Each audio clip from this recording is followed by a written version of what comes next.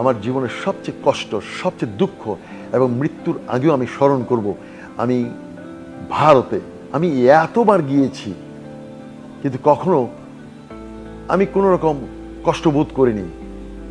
কিন্তু আমি 2023 অক্টোবর মাসে আমি যখন কলকাতায় নামলাম, কলকাতা বিমানবন্দরে কোনো একটা কারণে আমি যখন বাংলাদেশের পরিচয় দিয়েছিলাম, তখনই কিন্তু তাদেরই প্রধানমন্ত্রী শেখ হাসিনা কিন্তু এখানে ক্ষমতায় ছিল।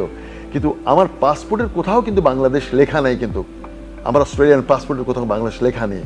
তারপরও আমি শুধু ভালোবেসে তাদের তাদের তাদের প্রতি একটা ফ্রেন্ডলি আচরণের সৃষ্টি করার জন্য এয়ারপোর্টে যখন আমি নিজেকে বললাম যে আমি অরিজিনালি ফ্রম বাংলাদেশ, আমি তিরস্কৃত হয়েছিলাম এবং অপমানিত বোধ করেছিলাম যে আমি বাংলাদেশের, যে বাংলাদেশের প্রতি তাদের এত ঘেন্না, এত ক্ষোভ আমি 2023 অক্টোবরে যেটা দেখেছি আমি জীবনে কখনো ভুলবো না। ছোট্ট ছোট্ট কিছু ভিডিও ক্লিপ আছে, দূর থেকে আরেকজনে ভিডিও করেছে। কখনো কেউ যদি দেখেন, কখনোই আপনি সেই দাদাকে বা কলকাতাকে আপনি বুকে আর টানবেন না। এটা ছিল আমার তিক্ত অভিজ্ঞতা।